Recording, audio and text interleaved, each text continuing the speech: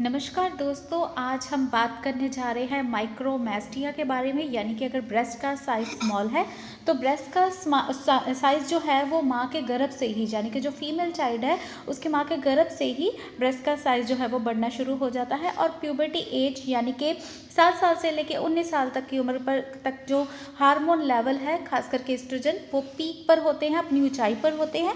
और इस दौरान जो ब्रेस्ट का साइज़ है, जो मसल्स है, वो बढ़ते हैं।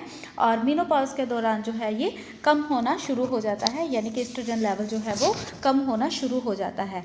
तो आइए जानते हैं इसके कारणों के बारे में। तो सबसे पहले है कॉन्जेनिटल यानी कि बाय बर्थ, दूसरा है फैमिलियर, और तीसरा है ट्रॉमा, अगर कोई इंजरी हो गई है, और फोर्थ है अगर प्रेग्नेंट फीमेल्स बार बार अल्ट्रासाउंड करवा रही हैं और फीमेल अगर चाइल्ड है तो उस पर बहुत ही इसका असर पड़ता है। तो बेहतर यही है कि जो प्रेग्नेंट वुमेन्स हैं वो बार बार अल्ट्रासाउंड ना करवाएं, सिर्फ डॉक्टर की सलाह से ही अल्ट्रासाउंड जो है वो करवाएं।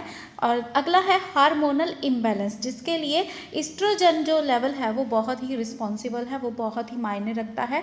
तो इस्ट्रोजन लेवल जो है अगर वो कम उसकी सक्रीशन हो रही है तो ब्रेस्ट का साइज़ जो है वो कम हो जाएगा, छोटा रह जाएगा। और इसके अलावा जो है अंडरवेट, अगर आपका वेट जो है वो बहुत ही ज़्यादा, आप दुबले पतले हैं, आप सही तरह से जो पोषक आहार है वो नहीं ले रहे हैं, तो उसके कारण भी जो ब्रेस्ट का साइज़ है वो स्मॉल रह जाता है।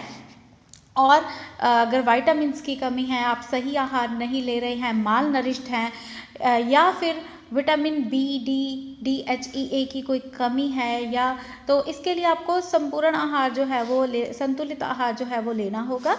आप उसके लिए विटामिन बी, डी, एच, ई, ए जो है, इन विटामिन से भरपूर डाइट आप ले सकते हैं। ओमेगा 3 फैटी एसिड बढ़ाने से, यानी कि बढ़ने से, अगर ओमेगा 3 फैटी एसिड जो कि अखरोट में बहुत ही ज़्यादा पाया जाता है ओमेगा 3 एसिड, तो ये भी इस्ट्रोजन के लेवल को बढ़ाता है।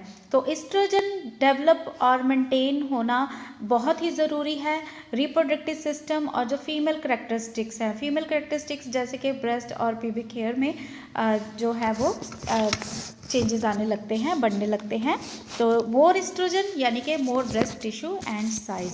तो इसके सोर्सेज के बारे में बात करते हैं। तो इसके सोर्सेज में फ्रेश फ्रूट्स, वेजिटेबल्स आप ले सकते हैं, यानी कि सोया से बने प्रोडक्ट्स आप ले सकते हैं, सोया प्रोडक्ट। इसके अलावा वाइन है, या फिर चेरीज़ हैं, चेरीज़ का सेवन करने से जो इस्ट्रोजन का लेवल है उसे बढ़ाया जा सकता है। और इसके अलावा मसाज, कुछ मसाज पॉइंट्स हैं जिस पे आप मसाज करके आप जो है इस्ट्रोजन का लेवल बढ़ा सकते हैं, ब्रेस्ट टिश्यूज़ को बढ़ा सकते हैं।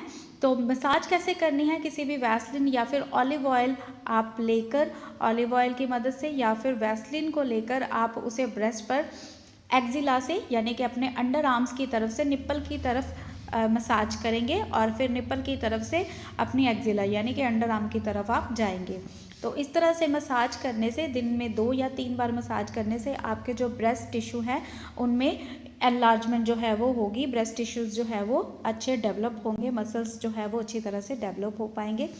इसके अलावा कुछ मेडिसिन हैं जैसे कि विक्टोफोल जो कि विटामिन बी कंटेन है, और नैंड्रोलोन डेकोनेट इंजेक्शंस जो है इसका इस्तेमाल, जो कि एक स्टीरॉयड है।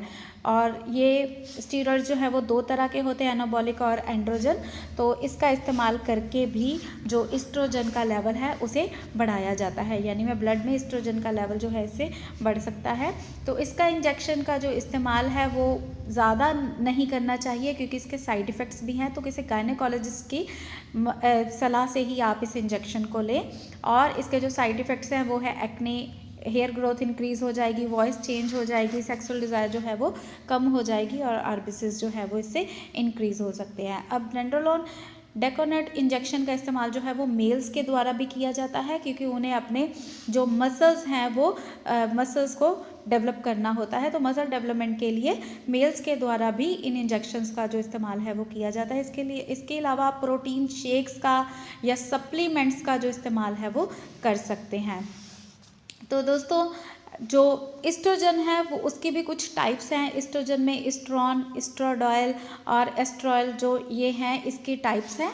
और अगर नैंड्रोलोन डेकोनेट को अगर टैमोक्सिफिन के साथ एडिट किया जाता है तो इसे ब्रेस्ट कैंसर के लिए भी उपयोग में लाया जा सकता है, यानी कि इसके साथ जो ब्रेस्ट कैंसर है उसका ट्रीटमेंट भी जो है वो किया जाता है। तो इसके अलावा बोटॉक्स ट्रीटमेंट है वो आप ले सकते हैं ब्रेस्ट के साइज़ को इंक्रीज़ करने के लिए, जो कि किसी प्लास्टिक सर्जन की मदद के द्वारा ही आप ले सकते हैं। उसके लिए आप किसी प्लास्टिक सर्जन की सलाह ले सकते हैं बोटॉक्स ट्रीटमेंट के लिए। तो अगर आप किसी बोटॉक्स जो प्लास्टिक सर्जन है उसके अंडर आप काम कर रहे हैं और आपको 2 साल का एक्सपीरियंस है तो आप भी बोटॉक्स में सर्टिफाई हो सकते हैं। तो इसके लिए आपको हमारे दिए गए व्हाट्सएप नंबर पर हमसे सिर्फ व्हाट्सएप पर ही आप मैसेज करें। हमारा व्हाट्सएप नंबर है 9872468540 और दूसरा नंबर है 9592649009 और हमारी वेबसाइट है www.paramedicalindia.com। तो अगर ये वीडियो अच्छा लगा हो तो प्लीज़ वीडियो को लाइक करें, शेयर करें और हमारे चैनल को सब्सक्राइब